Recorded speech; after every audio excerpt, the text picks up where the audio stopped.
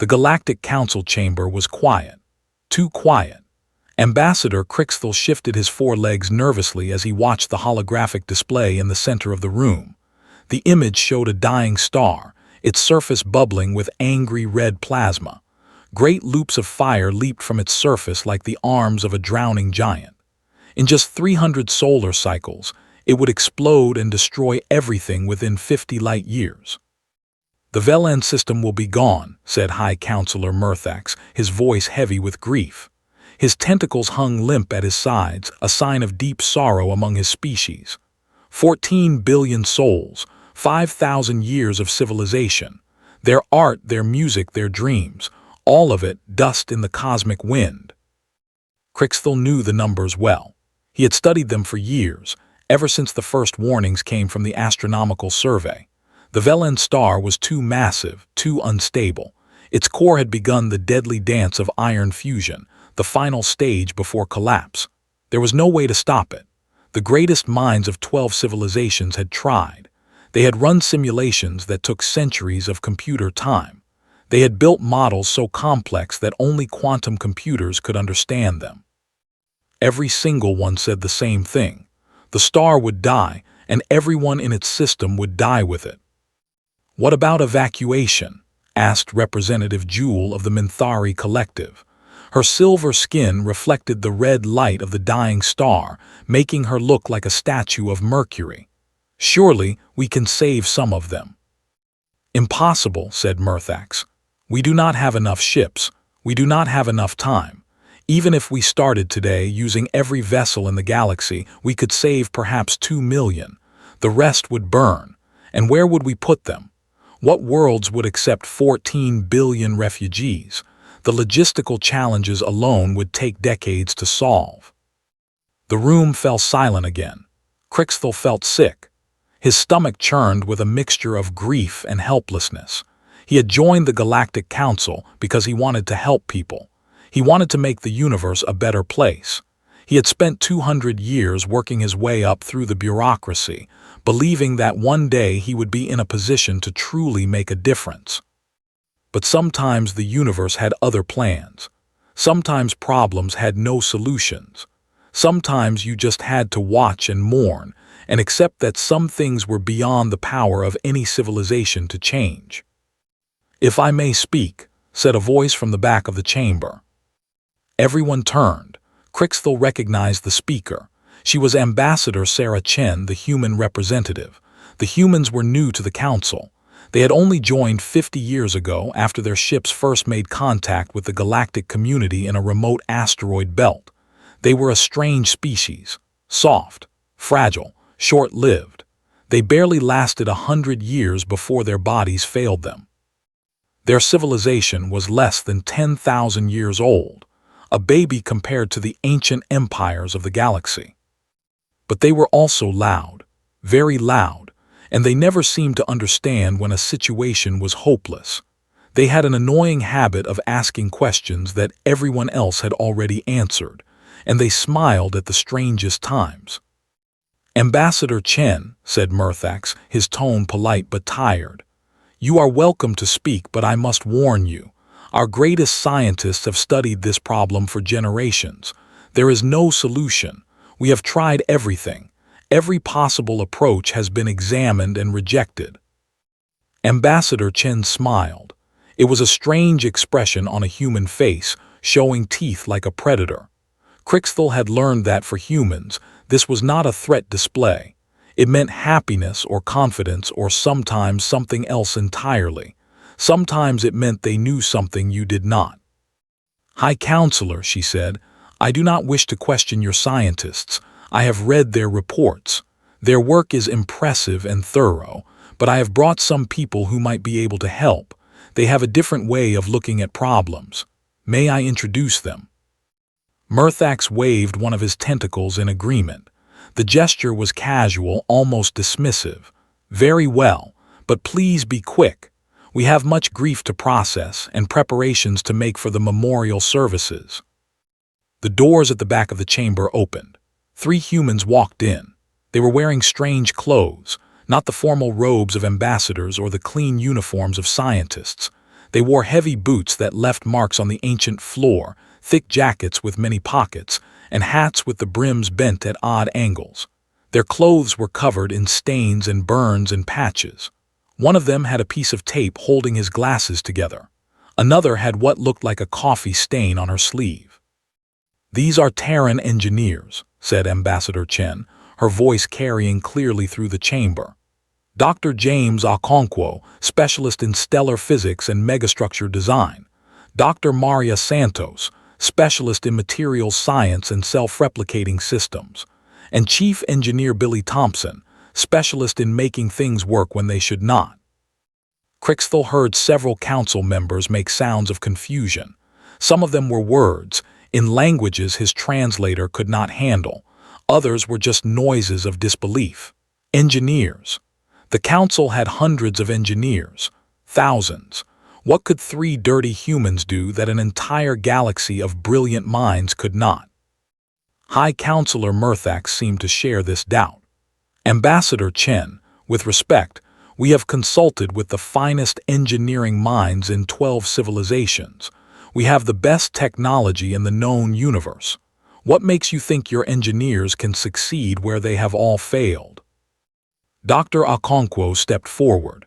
He was tall for a human, with dark skin and gray hair that stuck up in several directions as if he had just woken from a nap. He spoke with a strange calm, as if he was not standing in the most powerful chamber in the galaxy, discussing the death of billions.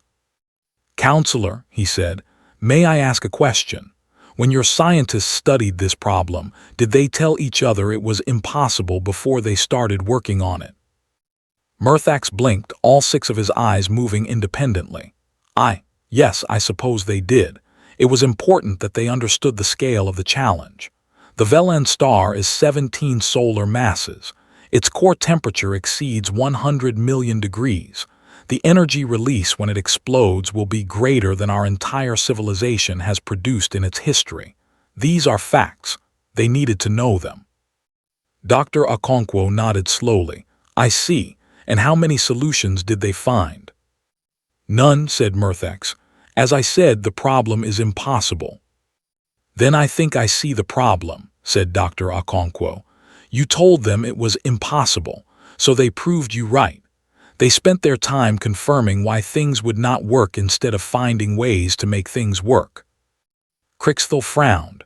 That made no sense. Facts were facts. If something was impossible, knowing it was impossible did not make it more impossible. The laws of physics did not care about what you believed.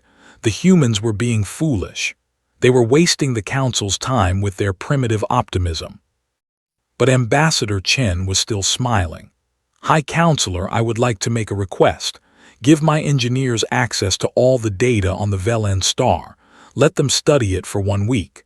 But do not tell them what your scientists concluded. Do not tell them it is impossible. Just give them the data and let them work." "That seems like a waste of time," said Representative Jewell. "Why should we delay our mourning for a fool's errand? These people are not even proper scientists. They look like they have been living in a machine shop." "Because," said Dr. Santos, speaking for the first time, "we are very good at fool's errands.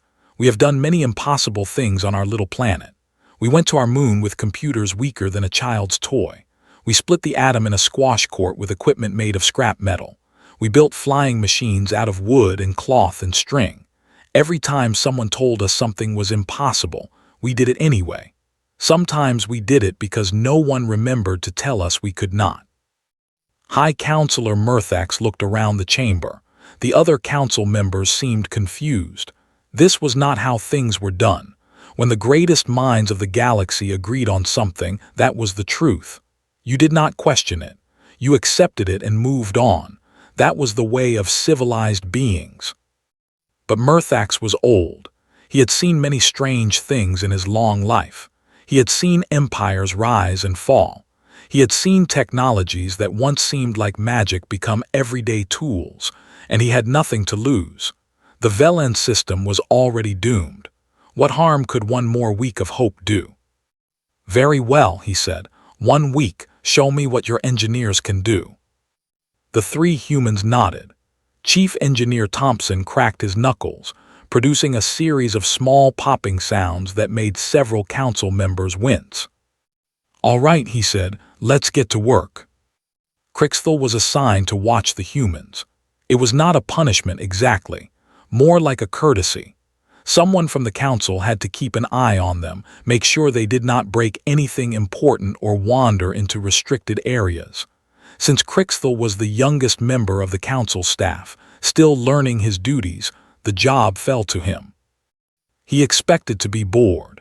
He expected to watch the humans bang their heads against an impossible problem until they gave up like everyone else. He expected to write a brief report about their failure and then return to his normal duties. He was wrong. The humans did not work like galactic scientists. They did not sit in quiet rooms and think, contemplating the universe in peaceful meditation. They did not write elegant equations on clean white boards using color-coded markers.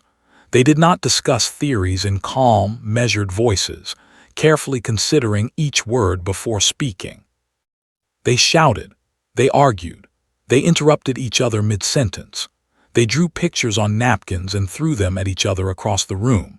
They drank a strange black liquid that smelled terrible and made them speak very fast, their words tumbling over each other like water over rocks.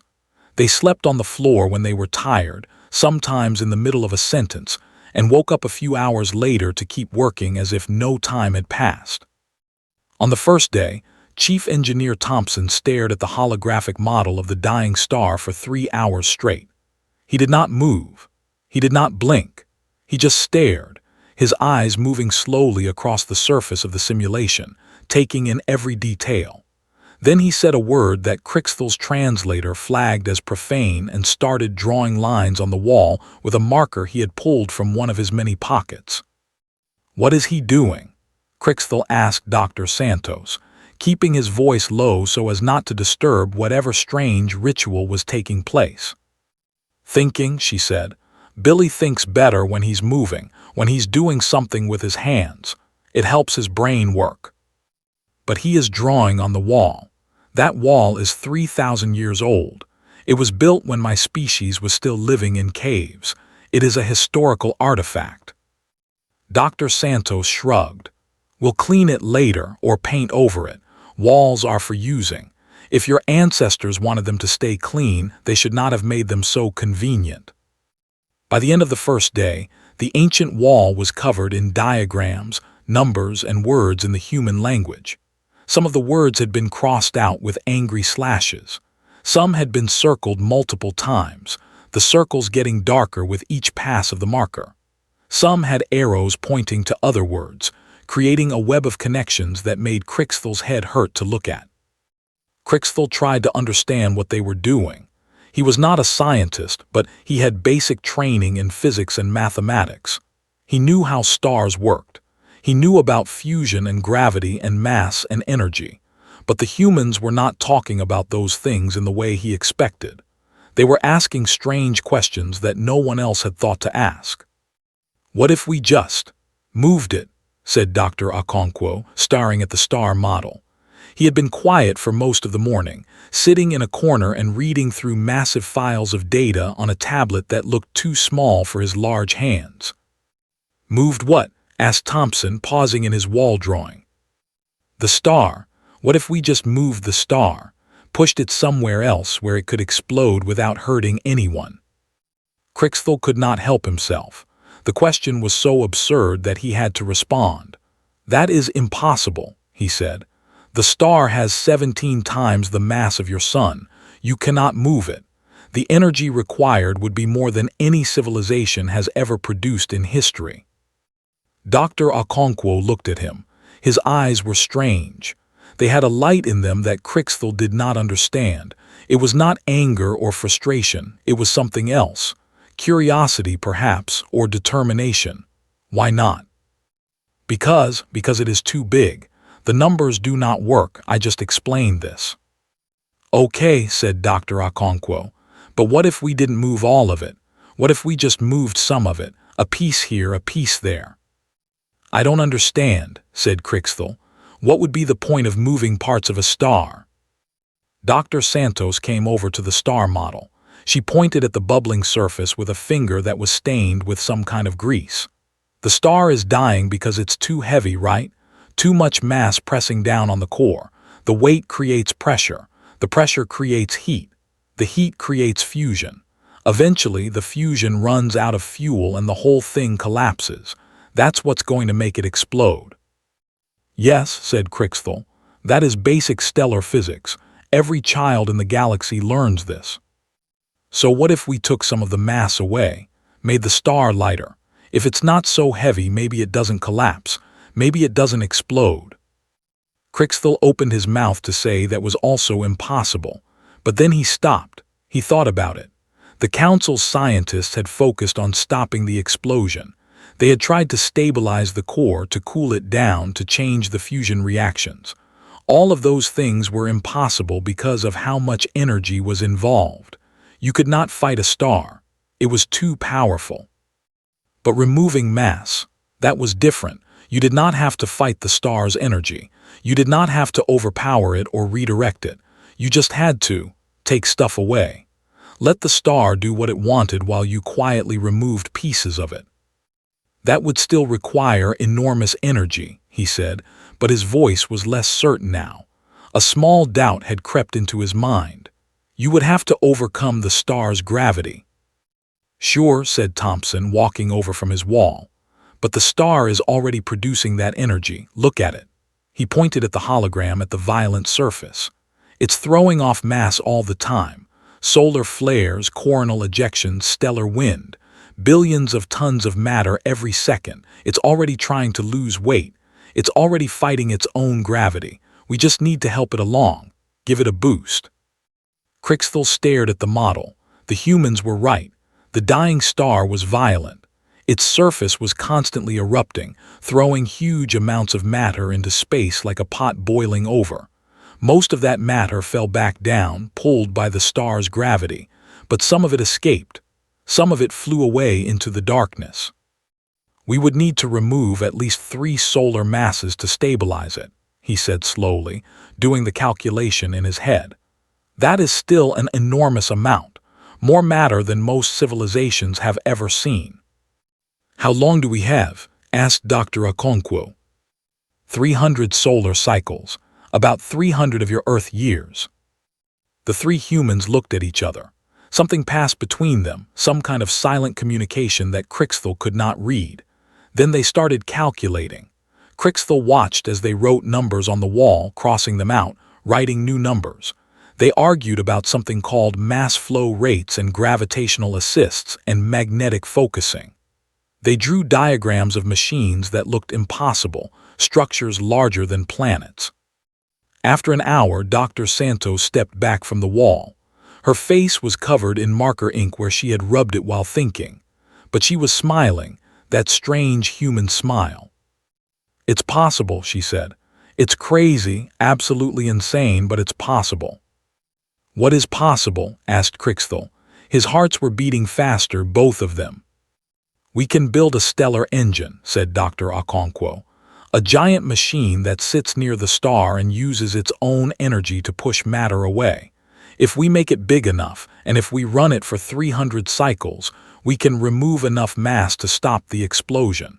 The star won't die. The system will be saved. A machine that big would take centuries to build, said Crixthal. We do not have centuries. With your construction methods, yes, said Thompson. But we have some ideas about that too, some ways to speed things up. What kind of ideas? Thompson's smile got bigger. It was not a reassuring expression. It was the smile of someone who was about to do something that might be brilliant or might be disastrous. The fun kind. Crixthal felt a strange sensation in his chest. It took him a moment to recognize it. It was hope.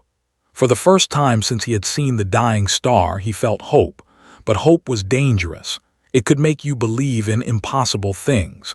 And the Council's scientists had been very clear. This problem had no solution. Your idea is interesting, he said carefully, trying to maintain professional composure. But the Council's scientists considered every option. They must have considered this one too. Dr. Okonkwo pulled up the council's research files on his data pad. He scrolled through them for a few minutes, his finger moving quickly across the screen. Then he stopped and laughed, a short, sharp sound. "Here," he said, "they did consider it, and they rejected it because, and I quote, the construction of such a device would require resources beyond the capability of any known civilization. They looked at the numbers and decided it was too hard, so they stopped." "So they knew it was impossible," said Crixthal. "No," said Dr. Okonkwo. "They knew it was hard. That's not the same thing. Look at what they didn't do. They didn't design the device. They didn't figure out how to build it. They didn't look for ways to make it cheaper or faster or more efficient. They just saw a big number and gave up. They were too smart to try." "Because the number was too big," said Crixthal.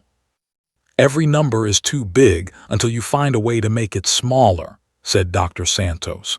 "That's what engineering is. Finding ways to make the impossible possible, taking problems that can't be solved and breaking them into pieces that can." Crixthal did not know what to say. The humans were either brilliant or insane, possibly both. He needed to tell the council what he had seen. He needed to warn them that the humans had an idea. Whether it was a good idea or a bad idea, he could not say, but it was definitely an idea. But as he left the room, he found himself hoping that they were right. He found himself hoping that sometimes ignorance really could save the world. The presentation to the council happened on the 7th day, exactly as promised. Crixthal had spent the whole week watching the humans work. He had seen things that made his head hurt and his heart's race. He had heard arguments that lasted for hours and ended with everyone laughing. He had watched Thompson throw a chair across the room when a calculation did not work out, then pick it up and apologize to it before sitting down to try again. But he had also seen them solve problems. One by one, they had found answers to questions that the council's scientists had never thought to ask. They had designed machines that no one had imagined, structures that seemed to defy logic. They had found shortcuts that should not have existed, pathways through the mathematics that everyone else had missed because they were too focused on proving why things would not work. Now they stood before the council, ready to present their findings. The chamber was full, more crowded than Crixthal had ever seen it. Representatives from all 12 civilizations had come to hear what the humans had to say. Most of them looked bored, their expressions conveying polite skepticism. A few looked angry, offended that their time was being wasted on this charade. They thought this was a delay, a distraction from the important work of preparing memorial services. High Counselor Murthax raised one tentacle for silence. The chamber gradually quieted. "Ambassador Chen, your engineers have had 1 week, as agreed. What have they found?" Ambassador Chen stepped aside with a small bow. Dr. Okonkwo walked to the center of the chamber. He was still wearing his stained jacket and bent glasses. He had not slept in 2 days, as far as Crixthal could tell. But his voice was strong and clear, carrying to every corner of the vast room. "Counselors," he said, "we have a solution." The chamber erupted in noise. Some representatives laughed, their various vocalizations creating a strange chorus of disbelief. Others shouted objections in a dozen languages. High Counselor Murthax had to bang his gavel many times before order was restored, his tentacles working furiously to get everyone's attention. "That is a bold claim," said Representative Jewel, her silver skin flickering with agitation. "Our finest scientists worked on this problem for decades. Entire departments dedicated their careers to it. Are you saying you solved it in a week with 3 people and some marker drawings?" "No," said Dr. Okonkwo. "I am saying we found a different problem to solve. Your scientists tried to stop a star from exploding. That is impossible with current technology. We decided to make the star lighter so it would not need to explode in the first place. That is merely very difficult." "Explain," said Murthax. His voice was carefully neutral, but Crixthal thought he saw a flicker of something in the old counselor's eyes. Interest, perhaps, or hope. Dr. Okonkwo activated the holographic display. The dying star appeared in the center of the chamber, casting its angry red light across the faces of the assembled representatives. But now there was something else in the image. A vast structure, hovering near the star's surface, dwarfing any moon or space station. It looked like a flower made of mirrors, each petal thousands of kilometers wide, curved to catch and focus the star's light. "This is a stellar engine," said Dr. Okonkwo. "It uses the star's own energy to accelerate stellar matter away from the system. Think of it like a very large pump. It takes hydrogen from the star's outer layers and shoots it into space at incredible speed, using magnetic fields to focus and accelerate the stream. The more matter we remove, the lighter the star becomes. The lighter the star becomes, the less pressure on its core. Eventually, we reduce the mass enough that the star stabilizes." "The energy required for such a device would be," began one of the council scientists, a being whose species Crixthal did not recognize. "Enormous, yes," said Dr. Okonkwo. "I know, but the star is already producing that energy.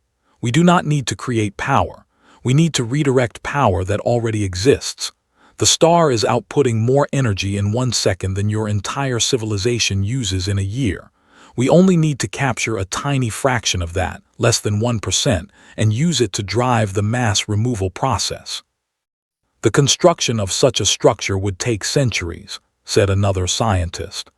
"We do not have centuries. We have 300 years, and much of that time will be needed for planning and resource gathering." Dr. Santos stepped forward.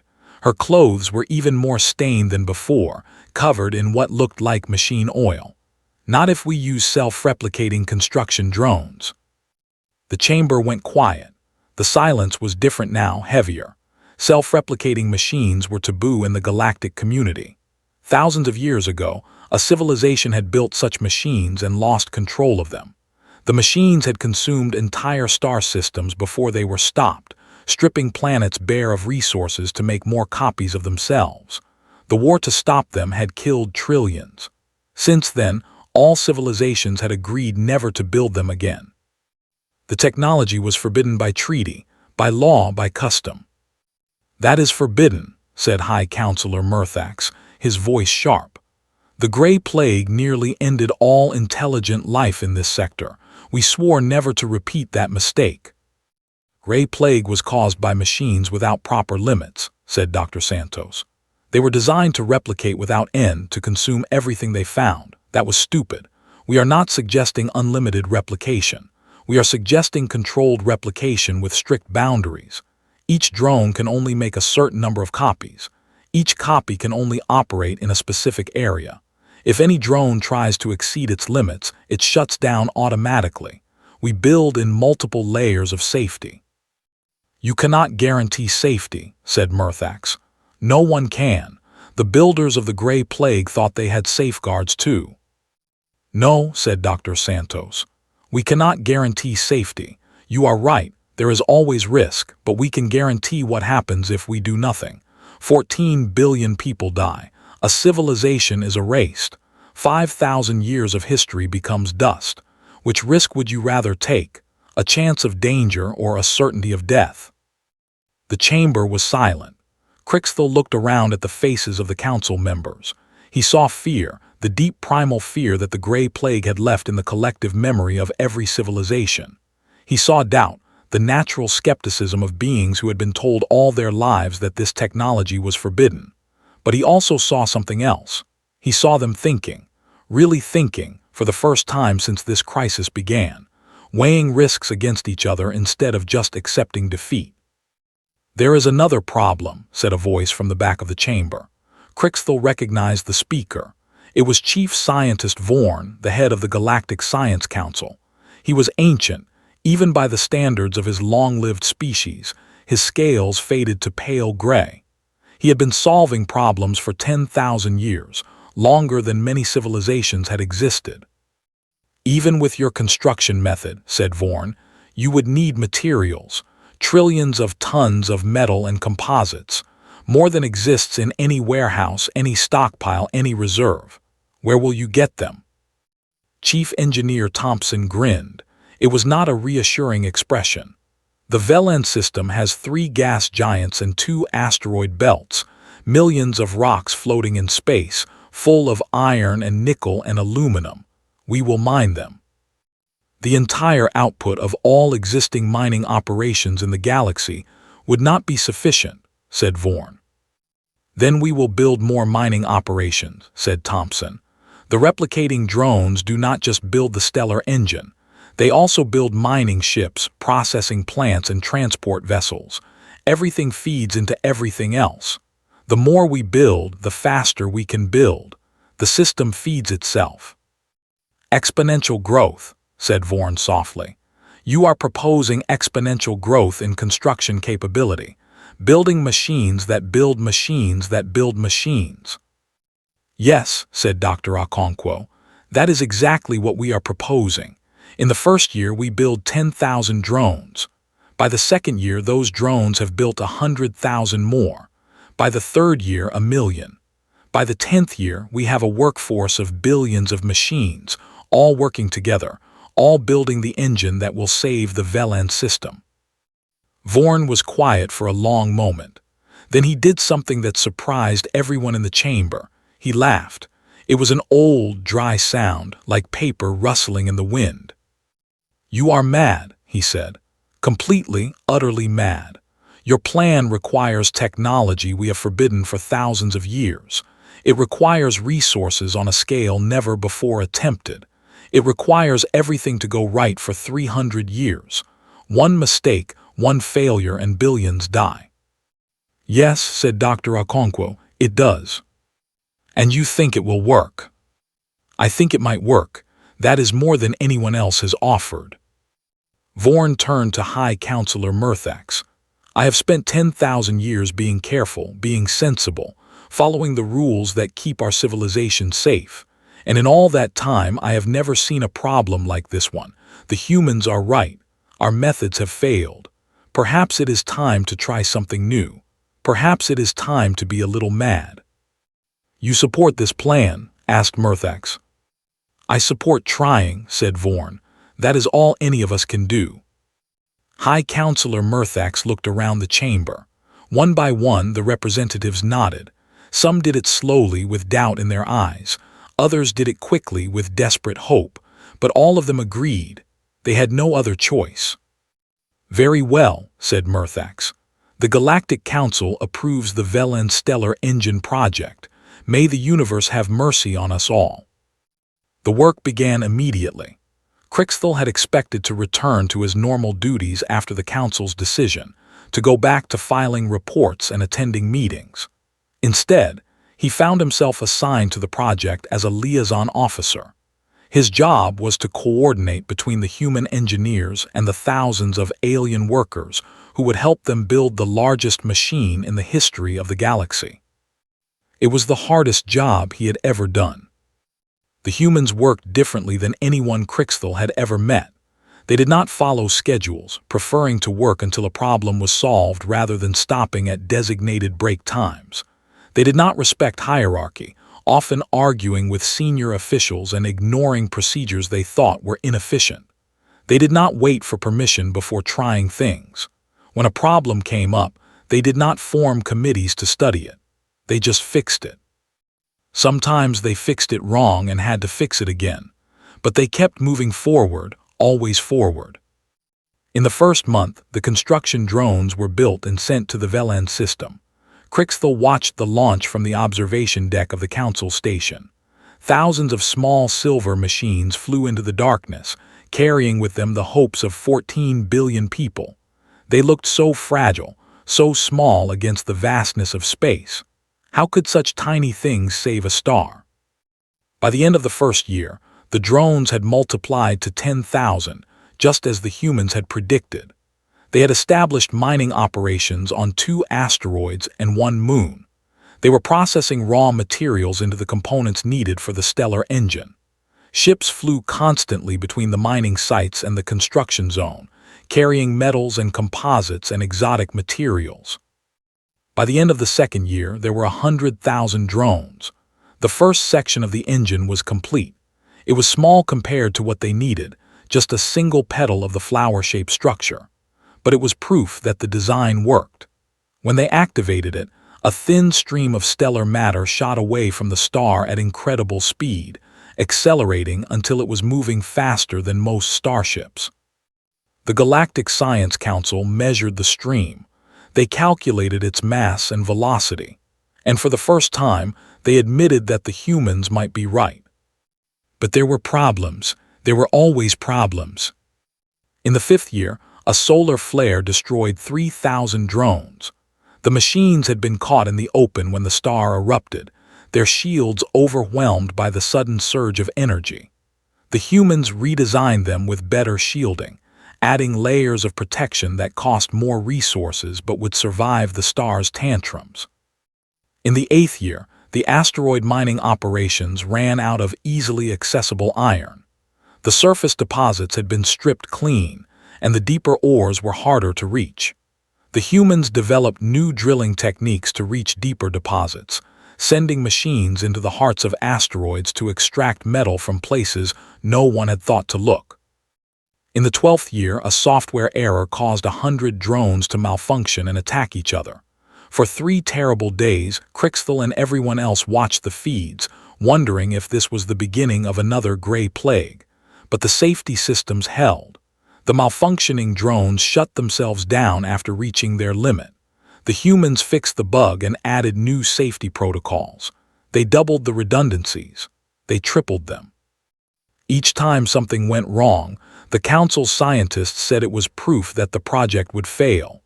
Each time, the humans found a way to continue. "How do you do it?" Crixthal asked Dr. Okonkwo one day. They were standing on the deck of a construction ship, watching the stellar engine grow. It was enormous now, a structure that dwarfed planets. 10 petals had been completed, each 1,000 of kilometers wide. The stream of matter leaving the star was visible to the naked eye, a bright line cutting across the darkness. But it still was not big enough. They needed 30 more petals. They needed 200 more years. "Do what?" asked Dr. Okonkwo. He was older now, his gray hair turned white, his face lined with years of stress and little sleep. But his eyes still had that strange light in them. "Keep going. Every time something goes wrong, you act like it is just a small setback. But the problems are huge. Any one of them could destroy the project." Dr. Okonkwo smiled. It was the same smile he had worn when he first came to the council chamber all those years ago. "Let me tell you something about humans," he said. "We are not very smart compared to many species. We do not live very long. We are not very strong or fast. But we have one advantage that no one else seems to have." "What is that?" "We are too stupid to know when to quit." Crixthal did not understand. That does not sound like an advantage. "It is the greatest advantage there is," said Dr. Okonkwo. "Every other species in the galaxy looks at a problem and asks, 'Can this be solved?' If the answer is no, they give up. They are smart enough to know when something is impossible, so they do not waste time on it." That seems logical. It is logical, but it is also wrong, because sometimes the things that seem impossible are only impossible because no one has tried hard enough. Sometimes, the only difference between possible and impossible is someone who does not know the difference. Crixthal thought about this for a long time. He thought about all the problems the humans had solved, problems that the Council's scientists had said could not be solved, problems that had been abandoned as hopeless. "You really believe that," he said finally. "You really believe that anything is possible?" "No," said Dr. Okonkwo. "I believe that most things are possible, and I believe that the only way to find out is to try. When your scientists studied the Velen star, they concluded that saving it was impossible, so they stopped trying. But they were wrong. It was not impossible. It was just very, very hard." "And what about the things that really are impossible?" Dr. Okonkwo shrugged. "Then we fail, but at least we fail trying instead of sitting in the dark, waiting for the end." The years continued to pass. The stellar engine grew larger. The stream of matter leaving the star grew stronger. Measurements showed that the star was losing mass faster than anyone had expected. The humans had underestimated their own creation. In the 50th year, Chief Scientist Vorn made an announcement. The star was stable. It would not explode. The celebration lasted for days. Representatives from all 12 civilizations came to the Velan system to see the stellar engine with their own eyes. It was the largest structure ever built by any species in the galaxy, a monument to what could be achieved when people refused to accept the impossible. But the work was not done. The engine would need to run for another 250 years to remove enough mass. Generations of workers would spend their entire lives maintaining it. The humans had not saved the Velan system. They had given it a chance to save itself. Dr. Okonkwo did not live to see the project completed. None of the original human team did. Their lifespans were too short, their bodies too fragile. But before he died, he trained others. He taught them how to think, how to look at impossible problems and see them as challenges instead of walls, how to keep going when everything said to stop. And those students trained others, and those trained others still. Generation after generation, the knowledge was passed down. The spirit of the original engineers lived on in everyone who worked on the project. In the 100th year, Dr. Santos's great-granddaughter finished her training and joined the maintenance crew.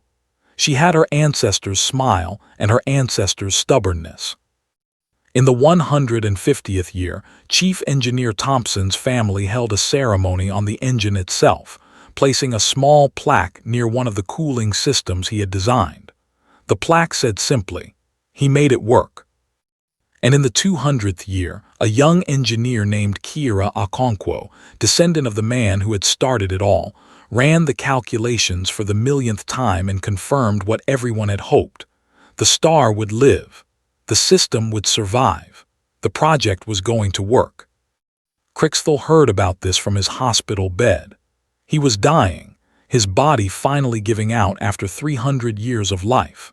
He had spent most of that life working on the project, watching it grow from a crazy idea to the greatest achievement of any civilization.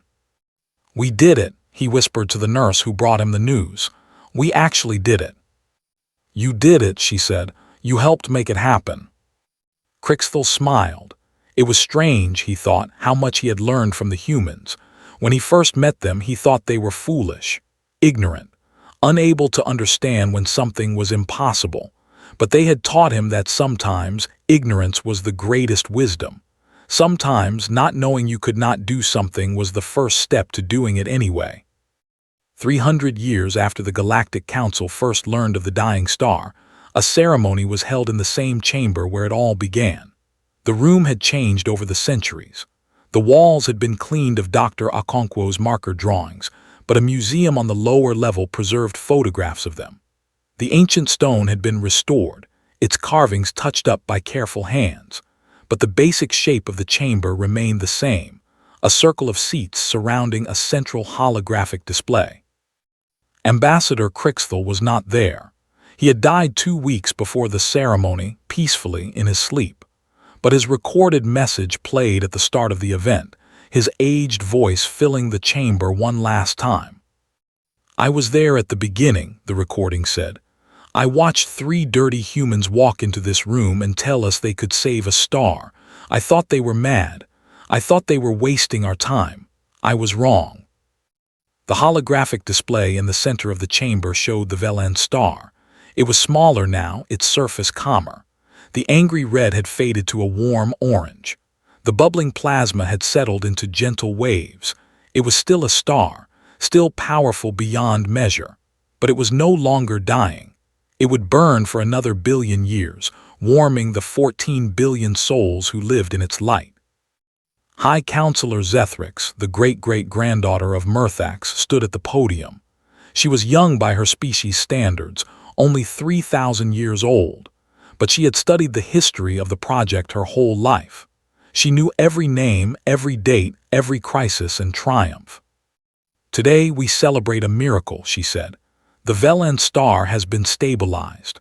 14 billion lives have been saved. A civilization has been preserved. Our descendants will live under that star for ages to come, and they will remember what was done here. They will remember that when the universe said impossible, we said try anyway. The chamber erupted in cheers. Representatives from all 12 civilizations applauded, their various appendages creating a symphony of celebration. After 300 years of work, the impossible had become possible. The dream had become reality. This achievement belongs to many, continued Zethrix. The workers who built the engine, generation after generation. The scientists who maintained it through every crisis. The leaders who kept faith when others doubted. The families who spent their whole lives in service to a goal they would never see completed. But above all, it belongs to those who first believed it could be done. The Terran engineers who looked at an impossible problem and refused to accept that it was impossible. Ambassador Maya Chen stepped forward. She was the great-great-great-granddaughter of Sarah Chen, the ambassador who had first brought the engineers to the council. Like her ancestor, she had that human smile that could mean many things. Today, it meant pride. "High Counselor," she said, "my people are honored by your words, but we must be clear about what we did. We did not do the impossible. We simply did not know what was impossible. When your scientists told us the star could not be saved, we did not hear them. We only heard that 14 billion people needed help. And when you need to help people, you do not stop to ask if it is possible. You just start working." "That is a remarkable quality," said Zethrix, "to not know when to stop." "It is a human quality," said Ambassador Chen. "We do not always understand our limits, so we exceed them. We have been doing this since we first climbed down from the trees on our little planet. Every time someone told us we could not do something, we did it. Not because we were brave or smart or special, because we did not listen, because we did not know any better." Zethrix nodded slowly. "Perhaps that is a lesson for all of us. Perhaps we have become too wise, too careful, too quick to accept limits that exist only in our minds." "Perhaps," said Ambassador Chen. "Or perhaps it is simply that different peoples have different strengths. You have lived for millions of years. You have built great civilizations and accumulated great wisdom. We have been in the stars for only a few centuries. We are still young, still foolish, still convinced that anything is possible if we try hard enough. Maybe the universe needs both kinds of people, the wise and the foolish, the careful and the bold."